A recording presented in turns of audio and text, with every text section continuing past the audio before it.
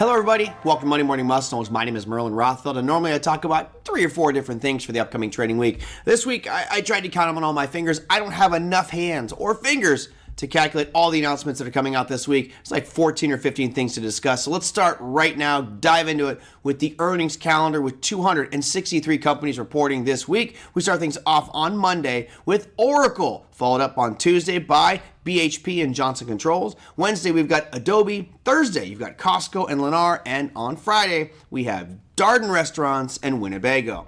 Now, while that stuff is important and certainly want to get a sense as what Costco is doing because retail sales numbers come out this week as well, more important stuff is inflation. We know that's the Fed's major focus, and there are 2 pieces of information coming out this week that you should be paying attention to. First one of those is going to happen on Tuesday at 8:30 a.m. Eastern Time. That's consumer price index numbers coming out. So you can see on the hard red edge there, it was at 0, a surprise last month.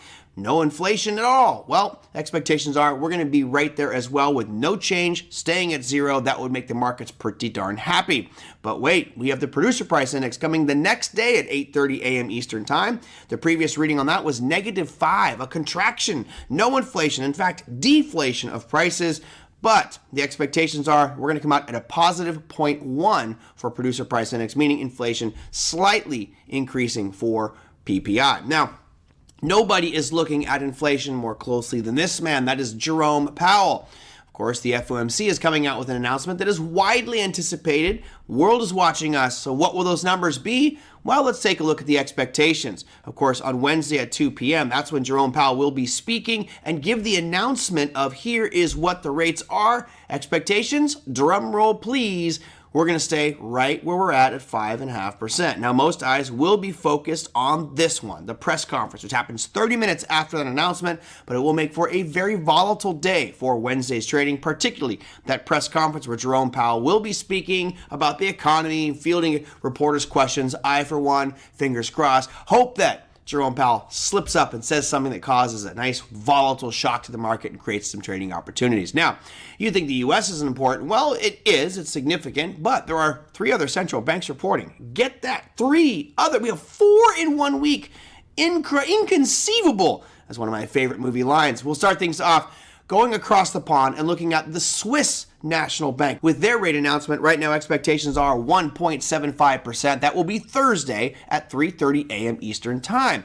Now, we continue on here. We have the Bank of England, which is expected to stay right where they are currently at 5.25%. That's Thursday at 7 a.m. Eastern Time. And right after that, the ECB will be making their rate announcement.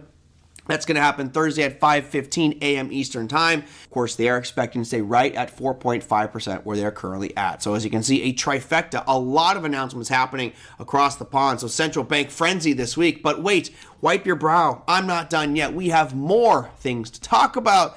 I know, there's so much going on. We're going to talk about services and manufacturing. Just when you thought it was safe to go back into the water on a calm Friday, we may have a volatile Friday based off of some of these data points. Now, on Friday, we start things off the wee hours of the morning.